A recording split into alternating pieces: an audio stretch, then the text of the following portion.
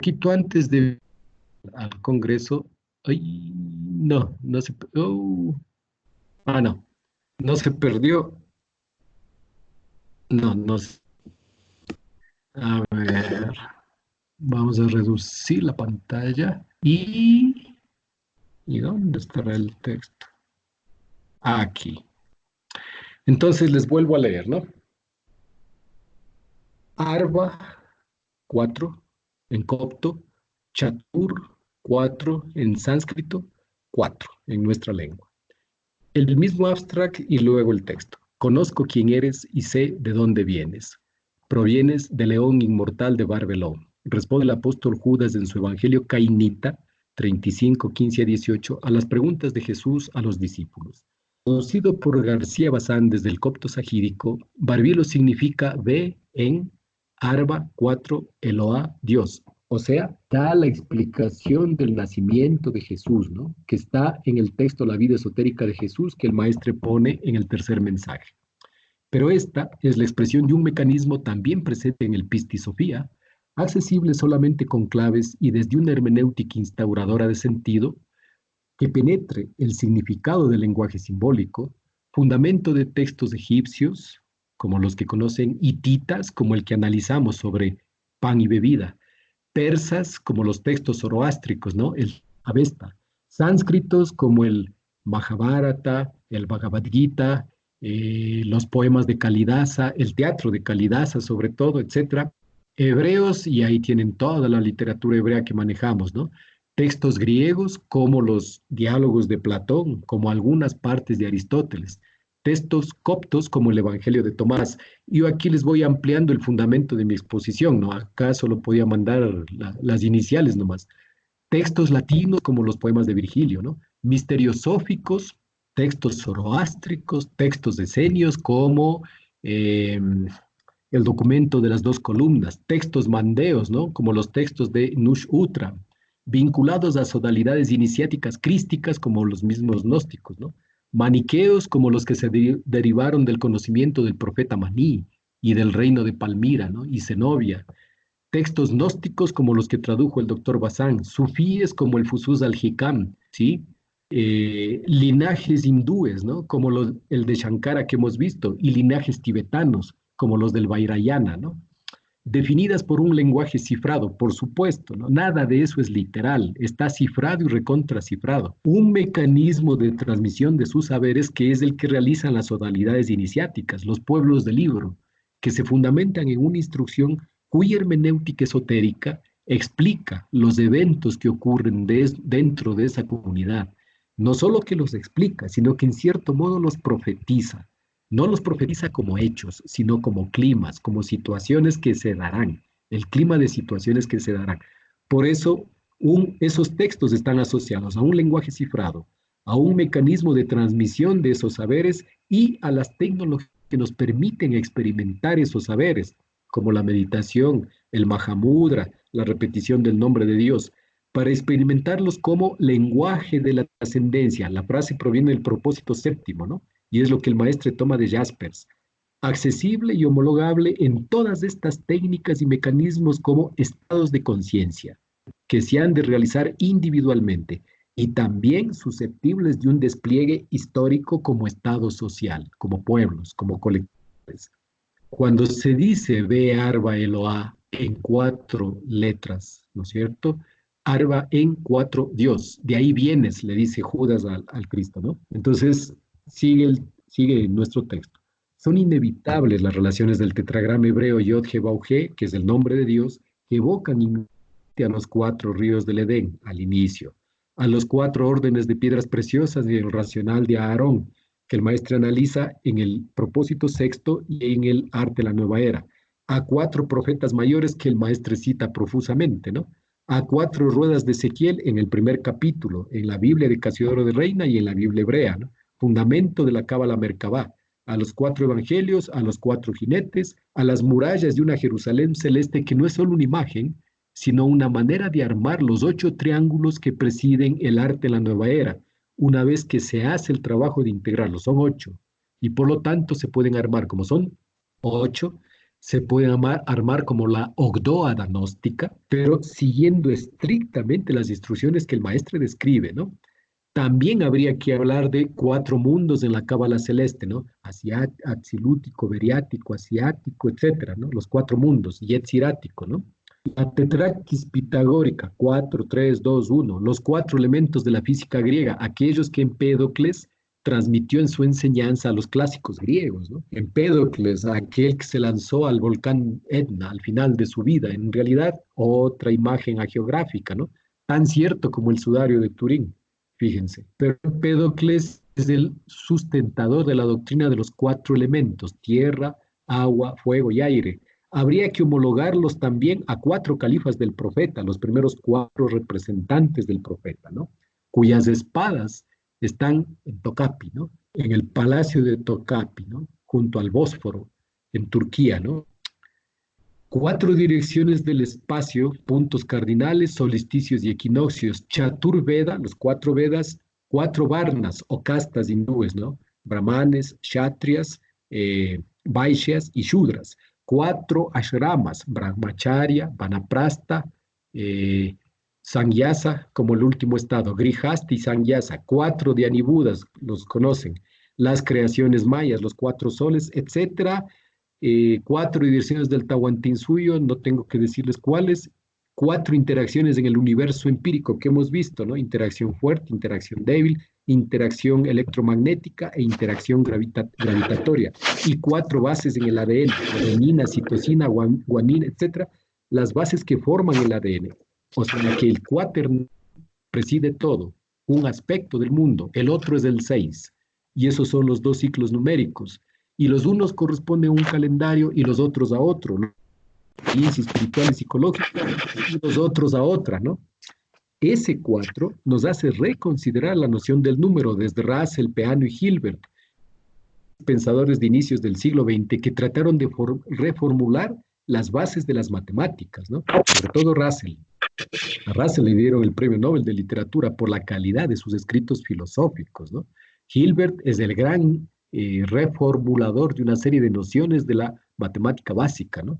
Jámblico, en cambio, es un pitagórico. Hay textos de Jámblico que se pueden encontrar, ¿no? Plotino, aquel al cual el doctor Bazán le dedicó un texto, ¿no? Y Pitágoras, o sea, ellos reconsideran el número, ¿no? El doctor Bazán tiene un texto que se llama La matemática o la matemática de los pitagóricos, donde él hace el análisis de las diferencias entre los conceptos matemáticos de Russell y los conceptos de Pitágoras, por ejemplo, ¿no? Es uno de los mejores textos y si lo pueden conseguir, léanlo completo. Ahí hay fragmentos de Jámblico, ¿no? Y de otros pitagóricos. Aristóteles se refiere a ellos casi con desprecio, como si no los conociera. Nunca habla de uno en concreto, solo dice, unos pitagóricos dicen, ¿no? Un análisis que, este análisis en lo estructural y en lo funcional, o sea, tienen las mismas estructuras, estos mitos, estos textos, estas experiencias y estas ciencias, demuestran la sustancia común en todas estas transmisiones cuando se consideran las ideas como núcleos de significación más allá de las palabras y cuando se atiende al sentido o espíritu del texto más que a su letra o forma. Y concluía con la intención del Congreso, ¿no? ¿Cuál es el impacto de estos estudios de la antigüedad tardía en la contemporaneidad? A mí me interesa, primero, remecer la interpretación teológica, ¿no? Que ellos mantienen en un esfuerzo por lograr un mundo tolerante frente a las diversas vías, todas estas que conducen a un solo y mismo fin. Y entonces empieza mi exposición, ¿no?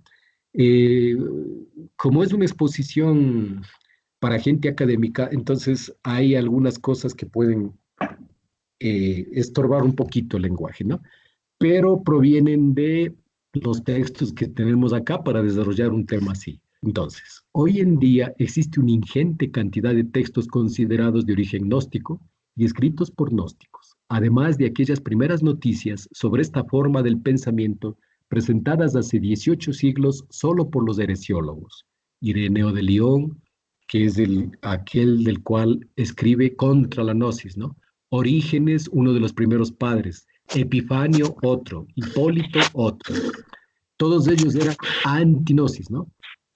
que estos autores que, en conformidad con su procedencia e intencionalidad, y ante el gran movimiento gnóstico presente desde antes de la aparición del cristianismo, ofrecieron desde el siglo II una versión inevitablemente sesgada sobre las que hayan sido las ideas de la gnosis, con la finalidad exclusiva de demostrar el peligro que representaba para la práctica y la evolución de la nueva forma religiosa que había triunfado sobre numerosas otras creencias que florecían alrededor del Mediterráneo oriental.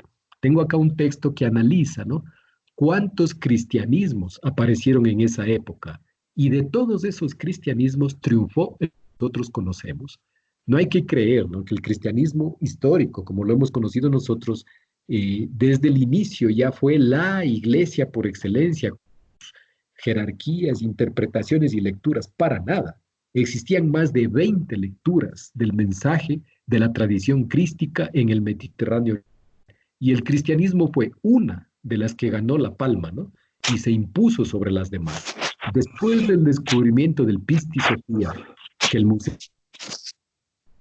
85 y Dulavier en 1847 tituló acertadamente Fiel Sabiduría, así lo tradujo este investigador, hasta las traducciones al latín del Pistis Sophia en 1851, al inglés por Horner en 1924, alemán por Schmidt en 1925, aparecieron pocos aportes para el estudio de la gnosis. Entonces tenemos dos cosas, ¿no?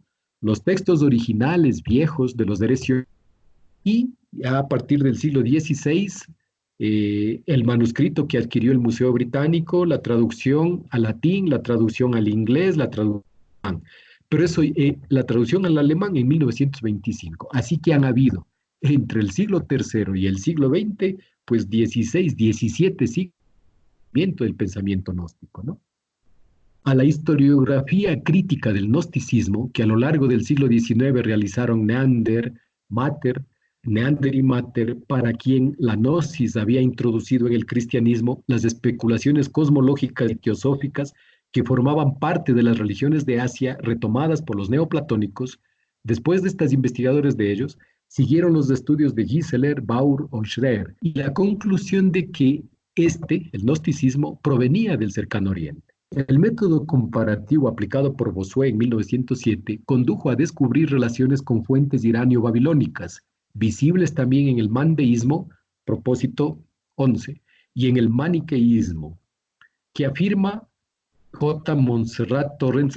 Este Montserrat Torrens es un gran traductor, es otro de los que interviene en la traducción de textos gnósticos para Trota, ¿no?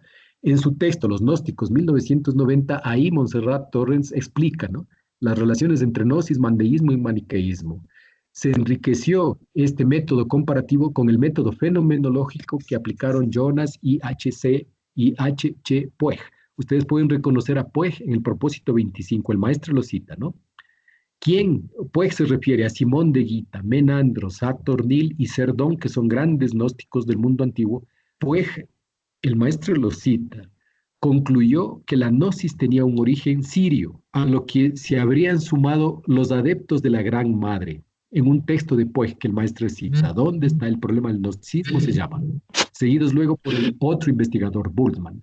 Ellos fueron criticados, estos autores fueron criticados por insistir en ciertas actitudes existenciales propias de todas las gnosis. Desde la tercera década del siglo XX se incorporaron entre sus orígenes a todas las religiones salvíficas de Oriente, desde el judaísmo pasando por el mandeísmo y el maniqueísmo hasta Orígenes y Plotino.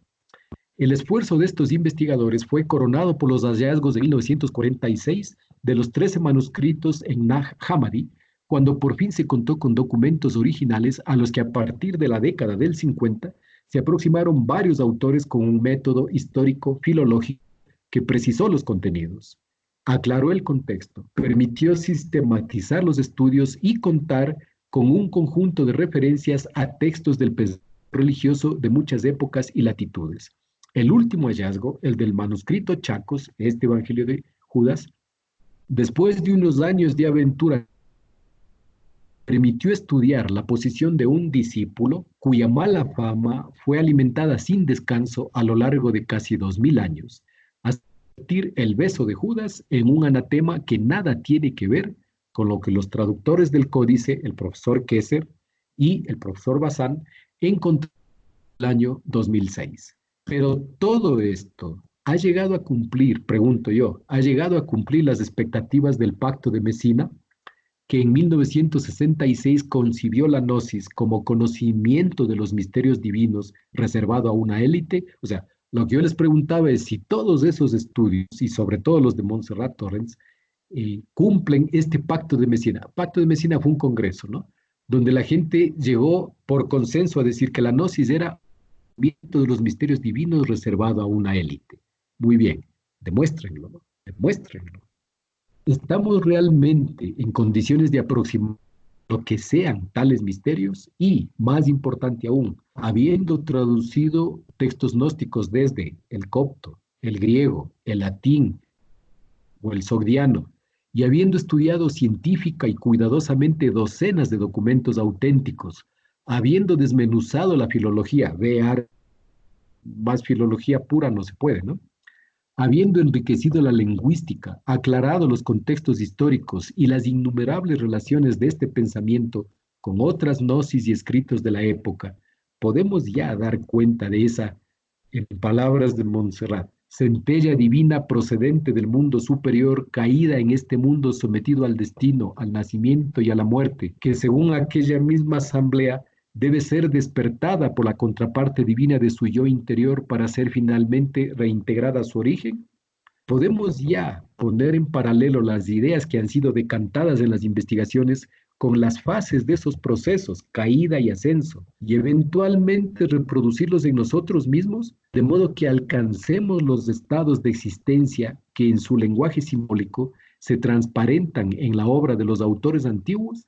¿O debemos todavía suponer que los gnósticos que hemos estudiado sabían algo que nosotros ignoramos, concluyendo que la gnosis, ese conocimiento salvador que funcionó hace 2000 años, carece de utilidad y solo puede alimentar nuestra erudición, haciéndonos soñar apenas con lo que su existencia de la gnosis describía?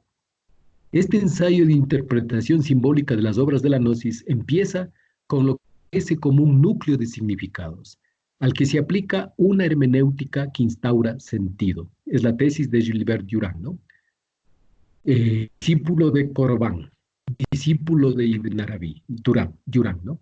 Es decir, que esta exposición mía atiende al símbolo, más allá de la literalidad de la palabra, del término o de la imagen, como hicieron, por ejemplo, Campbell, de quien ya tienen de Campbell las máscaras de Dios, como hizo Corbán, fundamento de los propósitos 28, 29 y 30, como hizo Puig, fundamento del 25, Scholem, fundamento de ninguno, pero uno de los grandes investigadores de la mística judía, Elíade, Daisetz Taitar, en sus estudios de la arquetipología de lo sagrado durante las reuniones de Éranos en Ascona entre 1933 y 1962. O sea, la tesis tiene que enfocarse desde una hermenéutica que instaure sentido, tal como las investigaciones de Campbell, Corbán, Puig, Scholem, Elíade, ¿no? Tal como las expusieron en Éranos. Y esta investigación mía busca evitar el reduccionismo teológico o psicológico, sociológico o historicista que afecta la comprensión de un saber construido con un lenguaje que durante mucho tiempo no se consideró con seriedad, según Gilbert Durand. Desde la negativa de Sócrates, siempre ocupado en el conocimiento de sí mismo, pero en lo posible, exclusivamente a través de la razón. En primeros fragmentos que Platón puso en el Fedro, tratando de evitar la referencia al mito, que es el ámbito natural de la gnosis, que sin embargo atraviesa la obra de Platón. Junto al judaísmo, por ejemplo, reconocida influencia en los autores gnósticos. Si bien la traducción exacta de los manuscritos que realizan lingüistas y filólogos apoyados en los estudios paleográficos e históricos es una base única e inamovible sobre la que se puede producir la lectura del significado de los textos, el esoterismo. La comprensión de su sentido interno e invisible y la experiencia personal que a partir de la forma de hermenéutica pueden suscitar en los investigadores no es patrimonio de los eruditos o del dominio del copto, de la pertenencia a una cultura judía o egipcia, a una raza o a una época.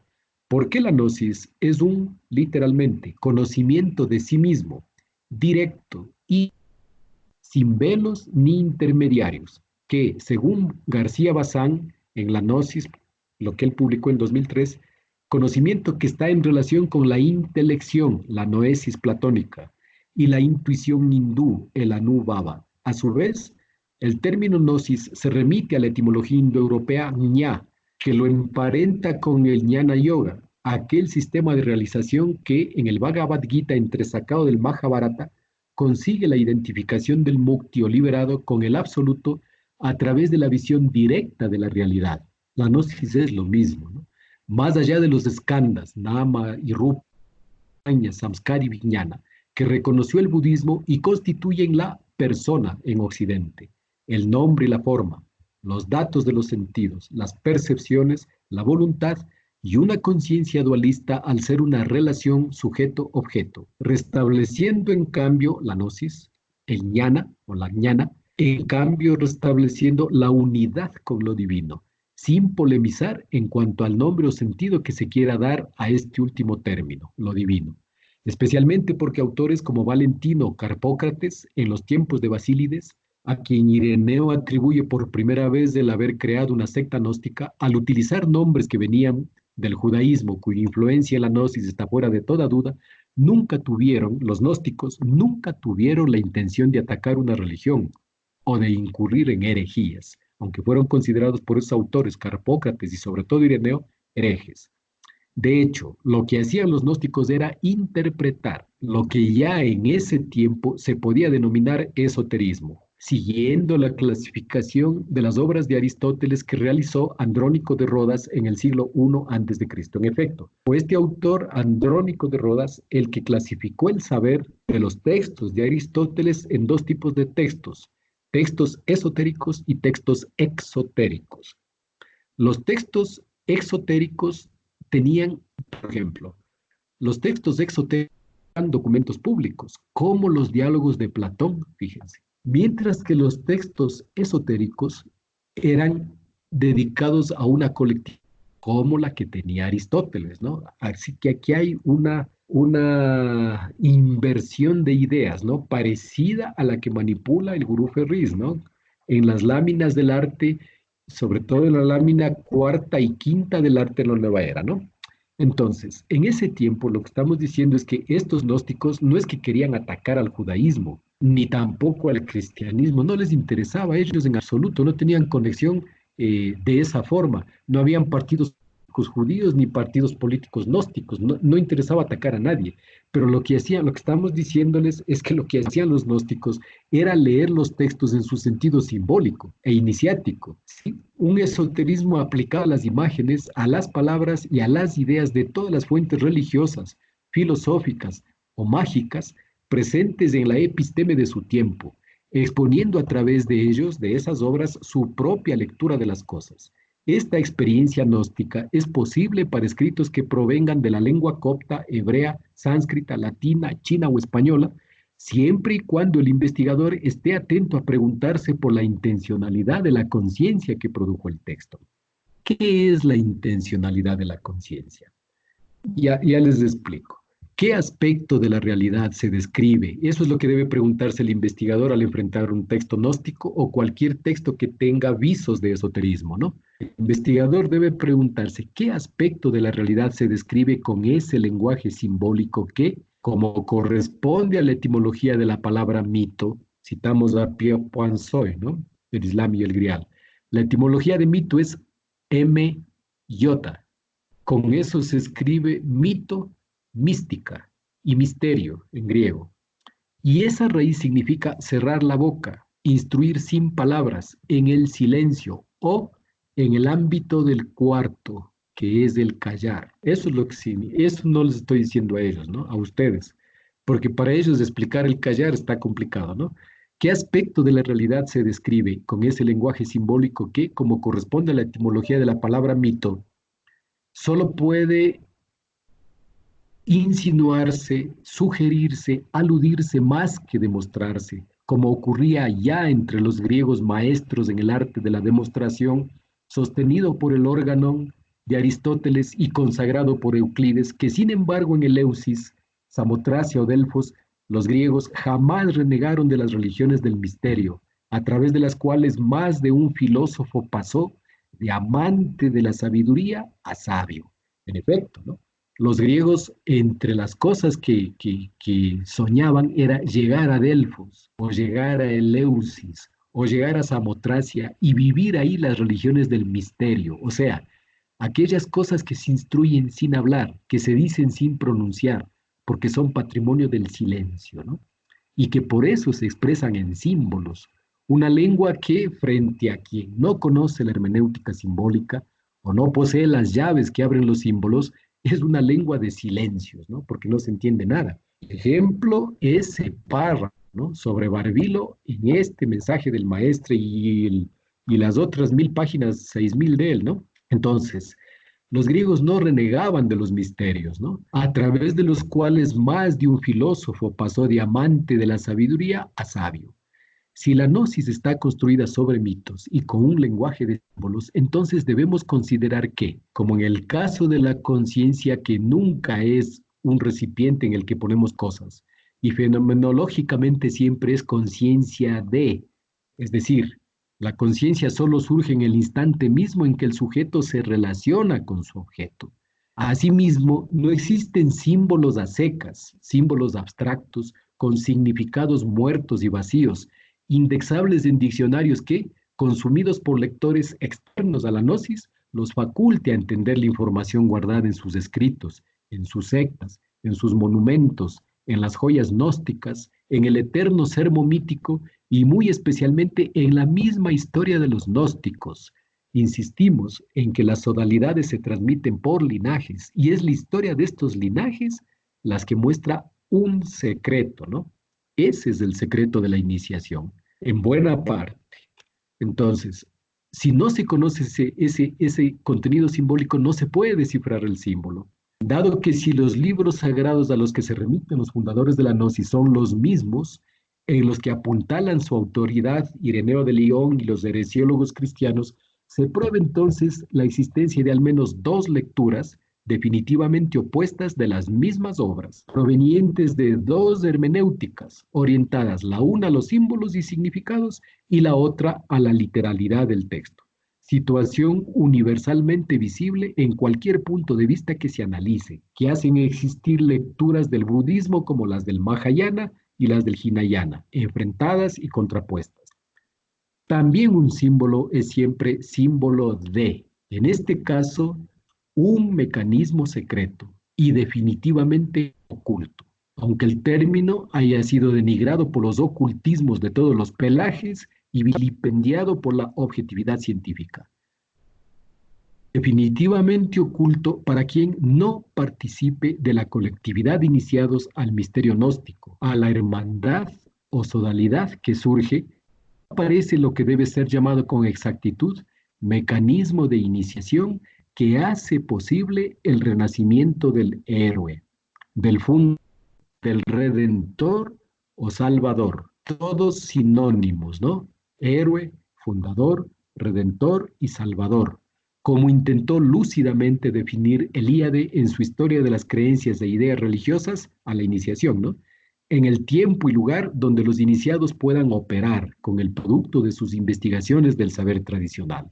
Un buen ejemplo de tal mecanismo iniciático es la leyenda de Osiris que transmitió Plutarco en Delfos. Y sí, hablamos de tiempo, pues ninguna iniciación considerada en estos términos ocurre fuera del tiempo, de su tiempo, que desde luego es el tiempo de los hombres, el que marcan los relojes, pero sacralizado y dotado de significación, precisamente por la instrucción del que inicia ese linaje, que, aunque a los no iniciados nos parezca imposible, logra el hic et nunc, o sea, el aquí y el ahora, de una tradición inmemorial, o mejor, transhistórica, poniéndola siempre en presente y haciéndola nacer y actuar en un lugar concreto, en algo así como un performance que tiene por escenario al mundo y por actores a todos los humanos, que es la operación del maestre, ¿no?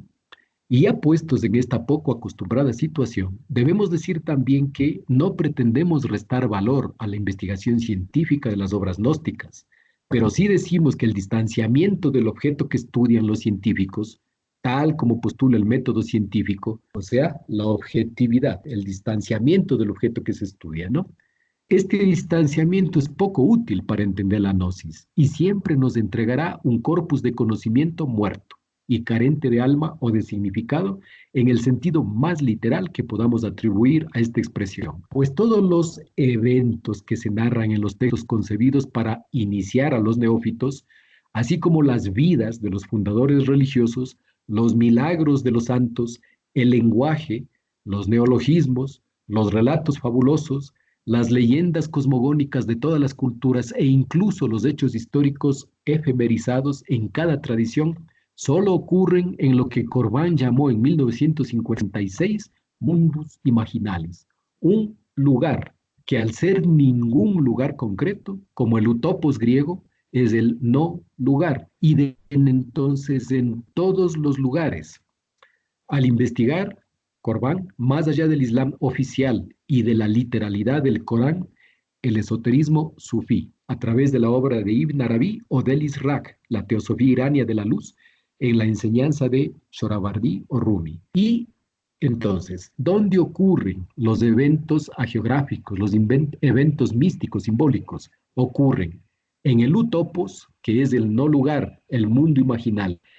¿En qué tiempo? En ilu temporo, en ese tiempo que descubrió Elíade, el tiempo aquel, es lo que significa ilu temporo, que ser ninguna fecha y habitar la transhistoria se actualiza en la experiencia en el instante de quien busca. Entonces, ¿dónde ocurren los eventos simbólicos, místicos, la resurrección del Cristo, su nacimiento, su vida? ¿Dónde ocurren las vidas de los grandes yogis, ¿no? De esos que mueren y renacen, que van de un mundo a otro, que viven en medio de siddhis y poderes increíbles, ¿no? De esos artistas marciales que solo te miran y te derriban con la fuerza de su chi o de su ki. ¿Dónde ocurren realmente? Son símbolos, no son eventos reales. Ocurren en el imaginal, en el y ocurren en aquel tiempo. ¿No le suena? Había una vez, no es una fecha. En aquel tiempo tampoco es una fecha. Es el tiempo que no es tiempo, es la permanencia. Por eso los mitos pueden leerse siempre en presente y siempre en el lugar donde el investigador, ustedes, lo pueden leer, ¿no? Ese es el lugar del símbolo, es el lugar de todas las teofanías y es el lugar de la experiencia psíquica en el sentido en que un gnóstico como Pablo entendió la triple constitución del hombre. Y es esta noción de un psíquicón o mediador, mesites en la gnóstica, entre la materia, somaticón, y el espíritu, neumaticón, la que será necesario recordar cuando enfrentemos la idea del gran set entre los gnósticos, o el mundo al que aluden los perates, del griego perá y del sánscrito param. Los perates, ¿no? De los que habla el maestro en la gnosis, son los que han ido más allá, los que han atravesado la corrupción del mundo que creó el demiurgo, como lo vio su fundador Éufrates el Perático. Según Orígenes, fundador también de los sofitas, que pensaron un universo compuesto por el Padre, el Hijo y la materia, pero entre el Padre y la materia se sienta un Hijo verbo y una serpiente principio. Es decir, entre el cuaternario del origen y la materia de 6 existen dos, un hijo que es verbo, lenguaje, instrucción, y una serpiente que es principio, kundalini. Vistas así, las obras gnósticas no son polémicas religiosas ni información histórica y por supuesto no deben considerarse literales quizá en ningún sentido. Y no hay forma de comprenderlas sin acceder a un auténtico poder hermenéutico, un síder hermenéutico, que implica realizar el símbolo para existir en el mundo imaginal y en ilu temporo, accediendo a la iniciación que, dicho rápidamente, es un acto de identificación final y total por vía del verbo, de las palabras, de las imágenes con el iniciador. un acto de identificación con el iniciador, aquello que en la India se denominó samadhi o yuga, o buddhi, mukta o liberación. Desde luego, en ese punto, cada quien debe decidir si opta por la vía de la ciencia o por la vía de la iniciación, aunque no hay razón para suponer que sean vías en conflicto.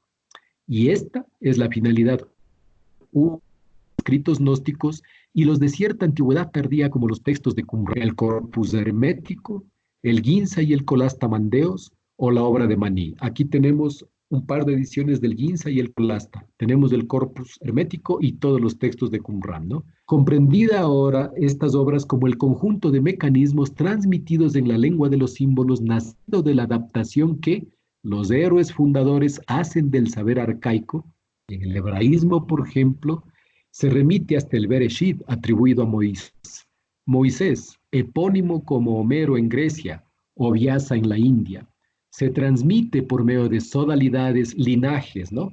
Que experimentan esos datos manifestados en los eventos de su propio tiempo. Y es precisamente a esa información a la que se puede llamar esoterismo, accesible solamente por vía de una calificación muy especial y lejos de algún significado uniforme para todo el mundo y para cualquier época. Es una instrucción personalizada, sería en la jerga contemporánea, ¿no? Pero es de maestro a discípulo, absolutamente individualizado, que el lenguaje es el mismo, ¿no? Elía describe el esoterismo, es decir, la transmisión iniciática de unas doctrinas y prácticas reservadas a un número de adeptos, está atestiguado en todas las grandes religiones de la época helenística y en torno a la época cristiana, en el tomo 2 de su Historia de las Creencias, ¿no? Eh, Seguimos nosotros. Ese esoterismo está sometido a una regla de silencio. Aparece en el judaísmo normativo y en las sectas judías, entre los esenios, entre los samaritanos, entre los fariseos e incluso en el Nuevo Testamento, en Marcos 4:10. ¿Qué dice Marcos 4:10? Cuando estuvo solo, los que estaban cerca de él con los 12 le preguntaron sobre la parábola y les dijo, a vosotros os es dado saber el misterio de Dios, más a los que están fuera, por parábolas todas las cosas. Ratificado por Pablo, gnóstico con el pesar de algunos con el pesar de algunos investigadores, como se ve en 1 Corintios 2:7. ¿Qué dice Pablo? Mas hablamos sabiduría de Dios en misterio, la sabiduría oculta, la cual Dios predestinó antes de los siglos, de los eones, ¿no? Para nuestra gloria. Y en el 8, la que ninguno de los príncipes de este siglo conoció, los apóstoles, los de la sucesión apostólica, porque si la hubieran conocido, nunca habrían crucificado al Señor de gloria.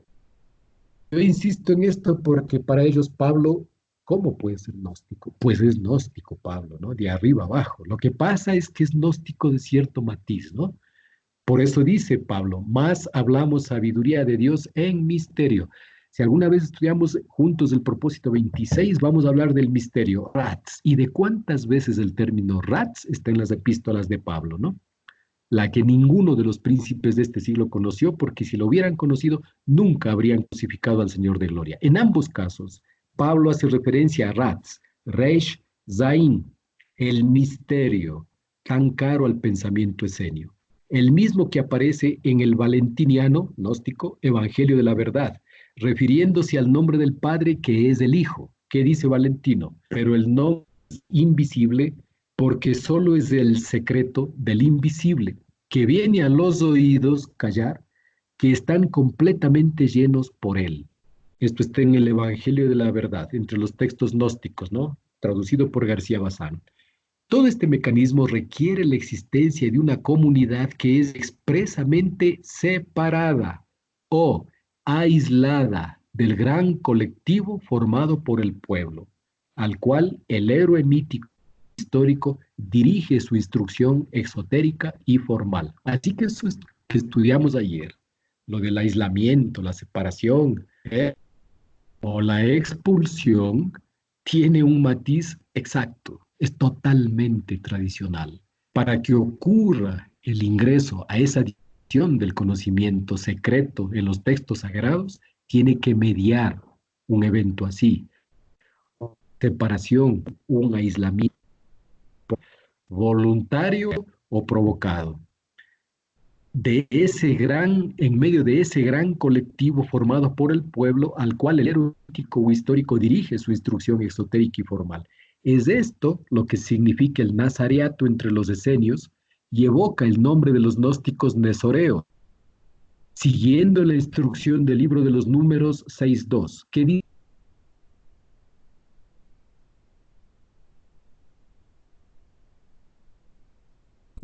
haciendo voto de Nazareo.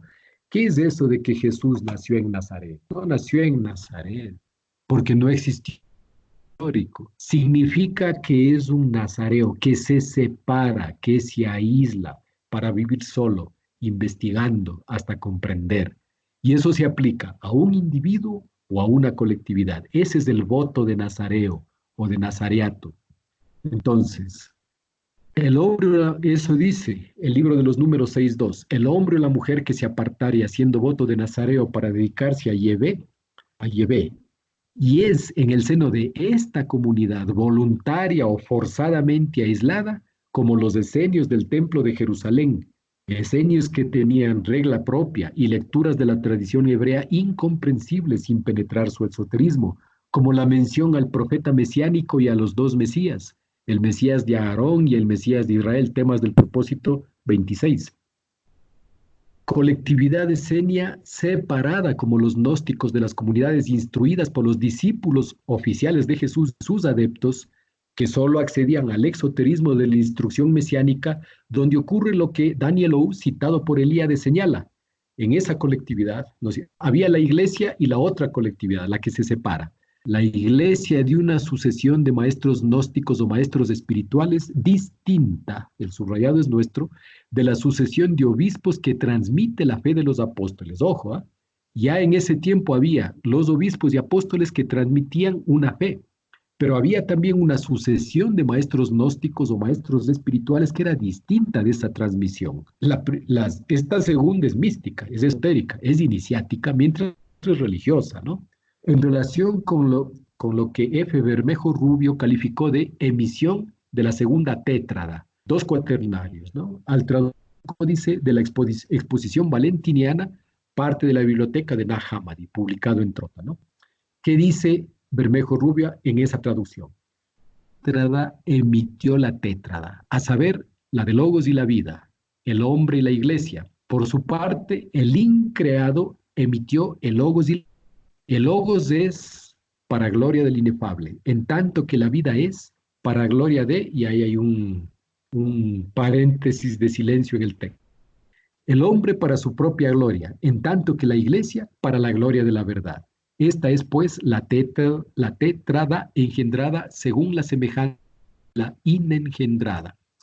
La cita es de un texto gnóstico y habría que analizarla por términos, pero ya podemos seguir un poquito más. Vas a advertir que la iglesia a la que se refiere Valentino, tal vez el más gnóstico de los autores, no es la institución cristiana oficial o exotérica y viva hasta la secta de iniciados a la gnosis. Esta tétrada es la exacta expresión del tetragrama, del mecanismo silencioso que Judas ve como el origen de Jesús. Y Jesús mismo califica de origen de la semilla que echa sobre María en el Pisti Sofía. La cita que elegimos permite notar además que entre la primera tétrada y la segunda existe un proceso que se inscribe en el tiempo empírico, durante el cual y por acción de ese conocimiento secreto se pasa de una formulación externa o exotérica a un mecanismo interior. Y esto es lo fundamental, ¿sí? Primera tétrada, segunda tétrada. La primera, cuaternario. La segunda, en su valor de Bet, el dueño de la luz en el mundo antiguo, ¿no? Necesitaremos explicarles a ellos por qué. A ustedes ya se puede entender por qué. La cita que elegimos permite notar además que entre la primera tétrada y la segunda existe un proceso que inscribe en el tiempo empírico, durante el cual y por la acción de ese conocimiento secreto se pasa de una formulación externa a un mecanismo interior.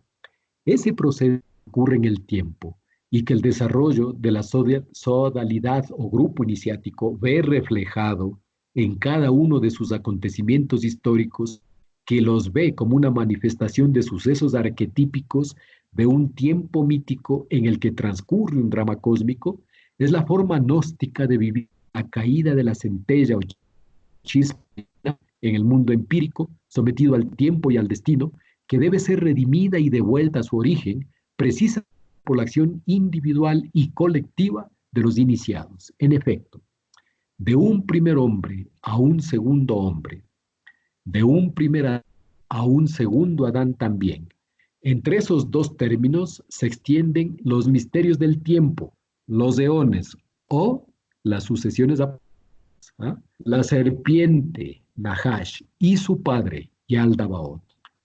Ahora bien, en ese mecanismo entre un primer hombre y una creación perfecta se distinguen dos momentos, dos fases de una realidad. Pero, ¿por qué dos fases?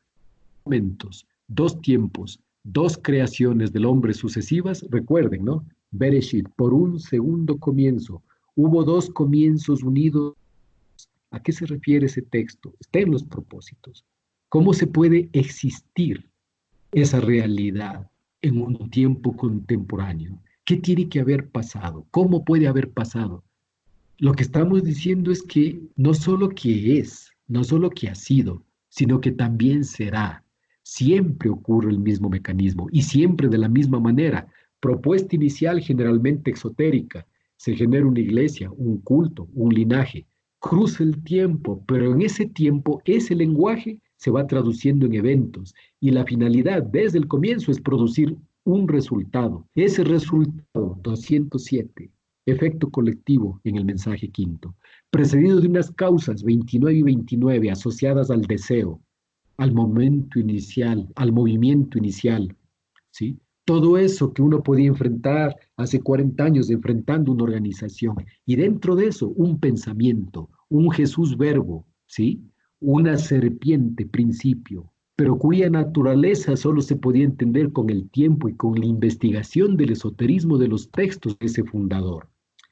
Según Eusebio, citado por Puig, para los gnósticos, la cita la tomamos literalmente de creo que la primera cita del propósito de los gnósticos que el maestre toma de Puig, ¿no? Según Eusebio, citado por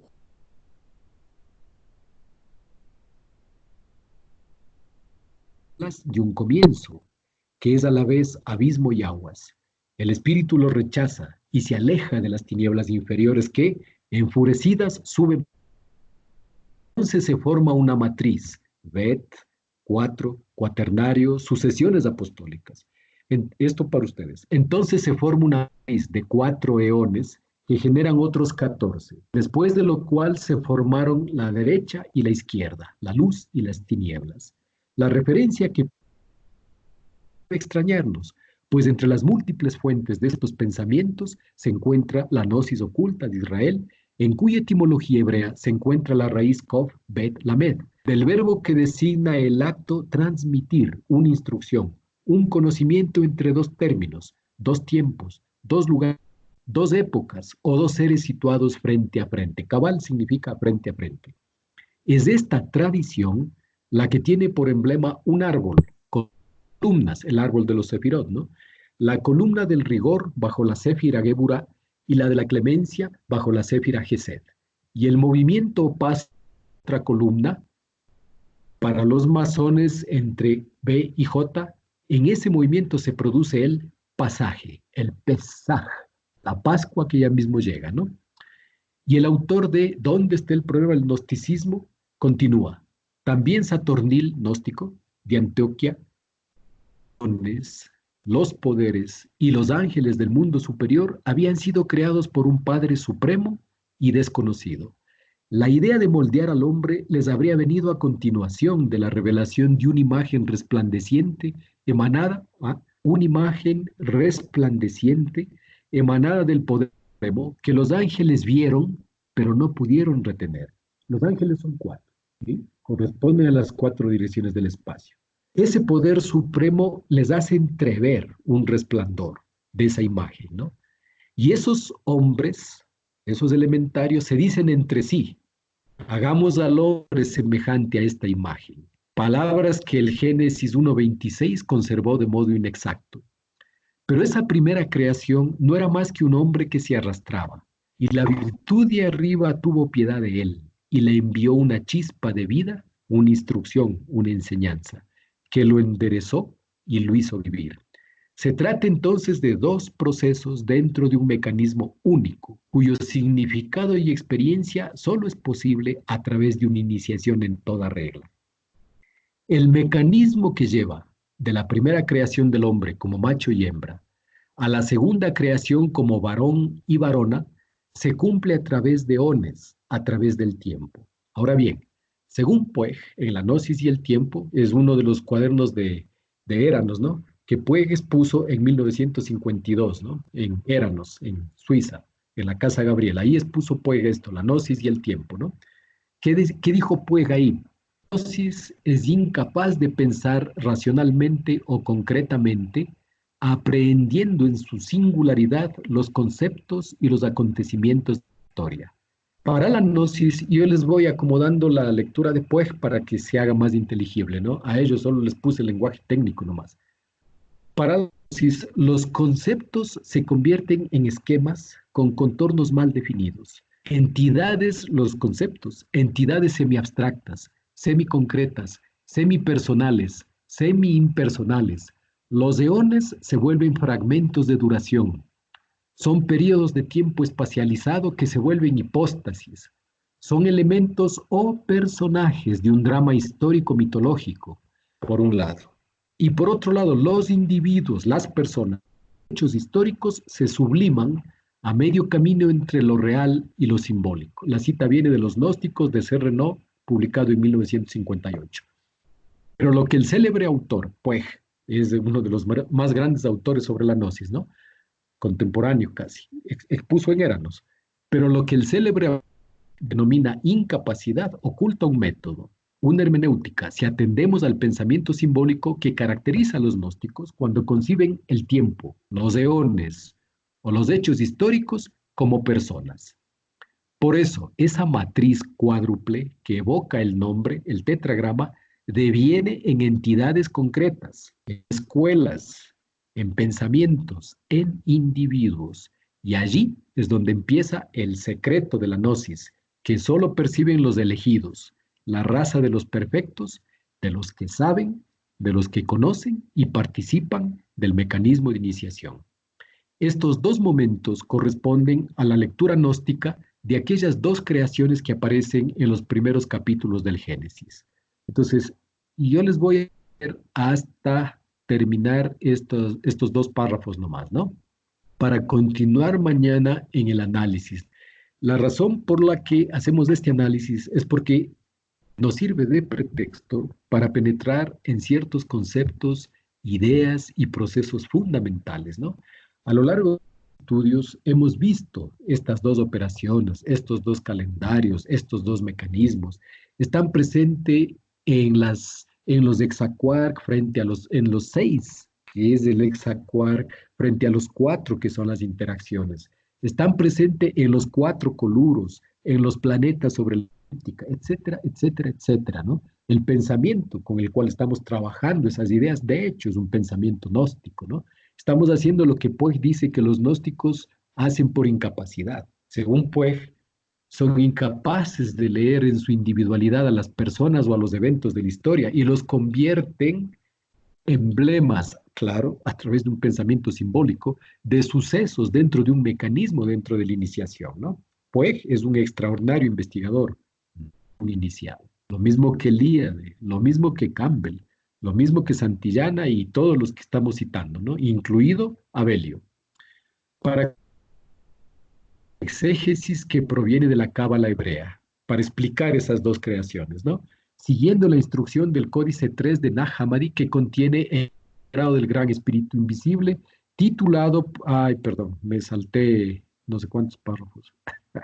Se trataba de dos procesos dentro de un mecanismo único cuyo significado y experiencia solo es posible a través de una iniciación en toda regla. El mecanismo que lleva de la primera creación del hombre como macho y hembra segunda creación como varón y varona se cumple a través de ones, a través del tiempo. Ahora bien, según Puig, y ahí viene, la gnosis es incapaz de pensar racional o concreto, aprehendiendo en su singularidad los conceptos y los acontecimientos de la historia.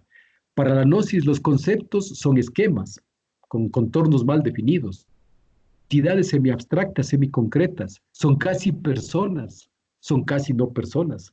Los eones, para nosotros, los eones sucesores apostólicos, primera sucesión de tal año a tal año, segunda de tal año a tal año, tercera de tal año a tal año, etc. Ese es el sentido de esos Arba Chatur 4 que nuestra investigación, ¿no? Los fragmentos para la gnosis, dice Puig, son fragmentos de duración, pero son periodos de tiempo espacializado que se vuelven hipóstasis, personas, ¿no? Elementos o personajes de un drama histórico mitológico, y por otro lado, los individuos y los hechos históricos se subliman a medio camino entre lo real y lo simbólico. Pero lo que el célebre autor, decimos nosotros, pues denomina incapacidad, oculta un método, una hermenéutica, si atendemos al pensamiento simbólico que caracteriza a los gnósticos cuando conciben el tiempo, los eones o los hechos históricos como personas. Por eso, esa matriz cuádruple que evoca el nombre, el tetragrama, deviene, se convierte en entidades concretas, en personas, en escuelas, en pensamientos, en individuos. Y es allí donde empieza el secreto de la gnosis que solo perciben los elegidos, la raza de los perfectos, de los que saben, de los que conocen y participan del mecanismo de iniciación. Estos dos momentos corresponden a la lectura gnóstica de aquellas dos creaciones que aparecen en los dos primeros capítulos del Génesis. En efecto, si ya en el capítulo 1, versículo 26, dijo Dios literalmente, hagamos al hombre a nuestra imagen conforme a nuestra semejanza, ¿por qué en el capítulo 2, versículo 7, se menciona una segunda creación? Entonces Dios formó al hombre del polvo de la tierra y sopló en su nariz aliento de vida, y fue el hombre.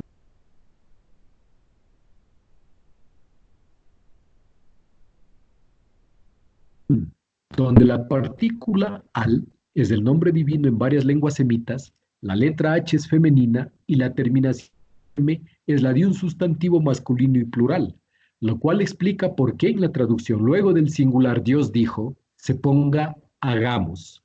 Ciertas exégesis comprenden como una creación por al menos dos esencias, el Yevé de la derecha y el Yevé de la izquierda. La segunda creación es realizada por Yevé a es decir, por el tetragrama unido y precediendo a Elohim, corrientemente traducido como Jehová Dios, Lord, las versiones inglesas. ¿Pero qué es Elohim? O sea, nuestra tesis, la primera creación exclusivamente por Elohim, Génesis 2, Génesis 1:27. La segunda creación por Yahvé Elohim. ¿Cuál es la diferencia entre las dos? Yahvé. O sea, un tetragrama, una matriz, un tiempo en cuatro eones, un evento, una sucesión de eventos. Para comprenderlo usamos aquí la exégesis que proviene de la Cábala hebrea, siguiendo la instrucción del Códice 3 de Nag Hammadi, el libro sagrado del Gran Espíritu Invisible, titulado por en 1948, Evangelio de los Egipcios, cuando menciona el lugar de procedencia de la semilla del gran Set, que dice Jean Dorés, traduciendo el libro sagrado del Espíritu Invisible, ¿no? ¿Qué dice? Entonces vino el gran Set, trajo su simiente y fue sembrada en los eones que habían sido producidos, cuyo número es la cifra de Sodoma. Algunos dicen que Sodoma es el lugar de residencia del gran Set, que es Gomorra, pero otros dicen que el gran Set tomó su savia de Gomorra y la plantó en el lugar sagrado que dio el nombre a Sodoma. Esto está en los textos gnósticos editados por Trota, página 118 y traducido por García Bazán. El maestro toma una parte de esto, pero no de García Bazán, ¿no? Él lo toma de los textos de Nag Hammadi mismo. Nosotros usamos esta traducción porque es mucho más clara. Y aunque pues dudaba si esta especulación de los números debía hacerse con los valores hebreos o griegos, decimos nosotros, lo cierto es que casi nada se investiga en esta dirección sin dejar de notar que, desaparecidos los decenios alrededor del año 70, parte de su instrucción fue sin duda heredada por la gnosis, como se puede advertir en la documentación que consta en los rollos de Qumran. región que con mucha probabilidad es la Gomorra y se escribe con Ayin, Mem, Resh y He. O sea, Qumran es la Gomorra bíblica cuya cifra, números, como la de Sodoma, Samek, Dalek y Men, pueden obtenerse por el método guamétrico de los o con sus equivalentes griegos. Esto ya no lo dice el gran Jean Dorés, ¿no? Esto ya está en instrucción del maestro. Tampoco lo dice el maestro, pero debemos hacerlo así, ¿no? Puede obtener el método guamétrico de los hebreos o con sus equivalentes griegos para conocer el número de los eones, que sabemos ya son tiempos y a la vez, si no fueran personas, ni el samaritano Dositeo, un gran gnóstico, que se declaró Cristo, ¿no? Si no, ni el samaritano se hubiera declarado Cristo, ni Simón el mago, del cual habla el maestre, habría sido la potencia de Dios llamada grande, según Orígenes y hechos, en los Hechos de los Apóstoles se habla de Simón el mago, ¿no? Está citado por Montserrat en su traducción de los gnósticos de Editorial Gredos esta vez. Y vamos a terminar ahí, ¿no? Y mañana vamos a continuar el análisis. Elohim, convenientemente traducido como Dios en los primeros 34 versículos del Génesis, desde luego es un número, pues los valores de las letras Alef 1, Lamet 30, G5 y O10, Mem 40 dan la cifra 1, 35, 10, 40. Los ceros son una expansión, una distancia nula e inexistente al seno del ser, y se eliminan. Nos quedan 1, 3, 5, 1 y 4, que reordenamos, Temour en la Cábala, y nos conducen entonces a 3, 1, 4, 1, 5, es decir, 3.1415. Pi entre los griegos, o la razón entre la circunferencia y su diámetro, entre curvas y rectas, entre realidades y abstracciones, etc. Número irracional presente en numerosas fórmulas matemáticas, geométricas, constantes, cosmológicas, astronómicas y otros milagros de la ciencia occidental. Geométricamente, pi nos da el perímetro de la circunferencia y la superficie del círculo, que para el efecto corresponden a la totalidad de Dios. En el segundo momento del mecanismo, a esta fórmula, Elohim o Pi, se une el Yehvé, es decir, en la segunda creación interviene el tetragrama que aparece por primera vez en el capítulo segundo del Génesis y naturalmente en el versículo 4. Entre el primer Adán, el hombre que se arrastraba, el que fue creado por los arcontes a imagen de sí mismos, y el segundo Adán, la diferencia está en el nombre inengendrado, el barbelo, ¿no? La diferencia está, por eso, saber el misterio del nacimiento de Jesús que dice el maestre en naturaleza de barbelo. Por eso nos interesaba el tema, ¿no? Entre el primer Adán, el hombre que se arrastraba, el que fue creado por los arcontes a imagen de Dios, y el segundo Adán, la diferencia está en el nombre del inengendrado, aquel a quien se refiere Judas en su evangelio y que aparece como el antecedente del nacimiento de Jesús, el Cristo, en Pistis Sofía. Pero, ¿qué es ese tetragrama? ¿A qué corresponde ese cuaternario? Por su santidad, el nombre de Dios, el tetragrama, es inefable, no se pronuncia, y su sacralidad impone sustituirlo a veces 4 puntos en las escrituras tradicionales e incluso se reemplaza por Adonai, el Señor, en algunas versiones de la declaración de unidad que consta en el Deuteronomio 6.4. Mañana les explico estas partes, ¿no? Pero no se trata de algún tabú, o sea, el nombre de Dios no se pronuncia. Ponen 4 puntos a leer la Torá. ¿Por qué no se pronuncia? No se trata de algún tabú, sino de una instrucción, porque en realidad esos puntitos y la no pronunciación es la manera de velar un proceso que ocurre en las gnosis de todas partes. Pronunciarlo como una palabra, el Jehová de la decadencia judía de nuestras Biblias, es anular la instrucción y hacerlo entrar de un solo golpe en el mundo, sin tiempo que transcurra entre letra y letra. A cambio, el nombre es deletreado, Yod, He, Bau, He, y esto hace que la realidad divina se despliegue como historia en el tiempo de un mecanismo que se cumple en 4 épocas sucesivas, en 4 apóstoles, en 4 direcciones generales para ustedes. El tetragrama designa así a 4 eones, siglos, entre comillas, o épocas. Y ese es el origen del mecanismo al que hace la referencia, al que hace referencia la expresión Ve Arba Elohe, en 4 letras, Dios, como ha sido traducido por el profesor Bazán en su edición de Judas. Cuando Judas, ninguna persona o apóstol, sino una colectividad o sodalidad de gnósticos cainitas. Ya les explicaré qué es un gnóstico cainita, ¿no?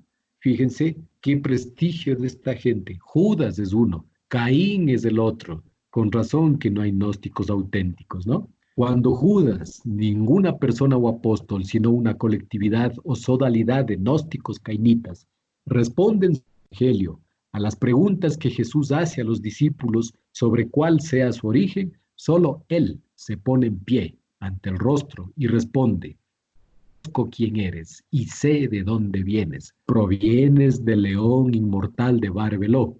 A consecuencia de esta declaración, Jesús el Cristo lo separa, como hemos analizado, lo aísla. Jesús del Cristo lo separa del grupo de los 12 para instruirlo en los misterios. Eso es lo que dice el Evangelio. Te voy a separar porque te voy a instruir en los misterios. Después de profetizarle a Judas su preeminencia, todos los discípulos que sin embargo, preeminencia que será la causa del aborrecimiento bajo el cual pasará a la historia, entre comillas, o más bien a la leyenda. Pues desde una visión simbólica y con la hermenéutica simbólica que proponemos, ese relato de traición no tiene por qué ser tomado literalmente, ni como un evento mem abierto. Es un proceso. Y ya dijimos, ¿no? Se parte de 30, se eleva hacia su gira, se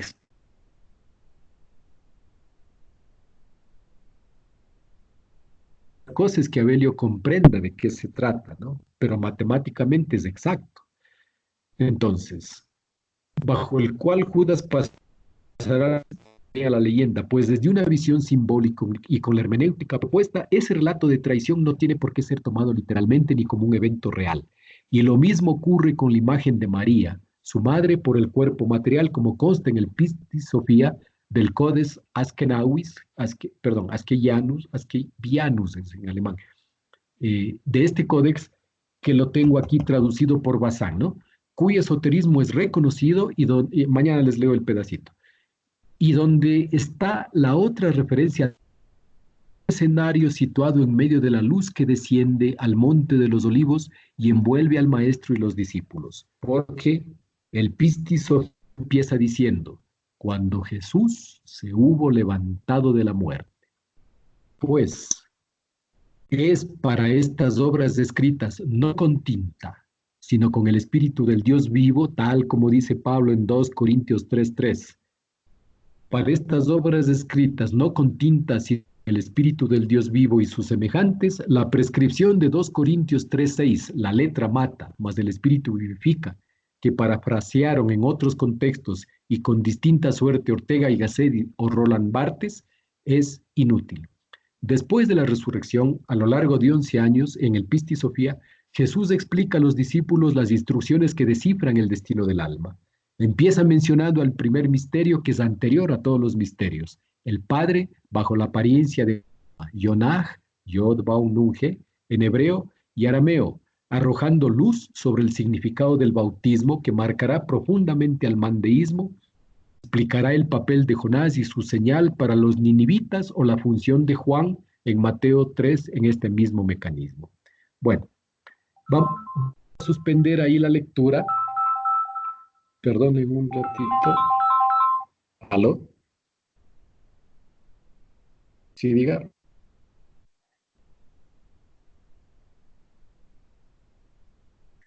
Ajá.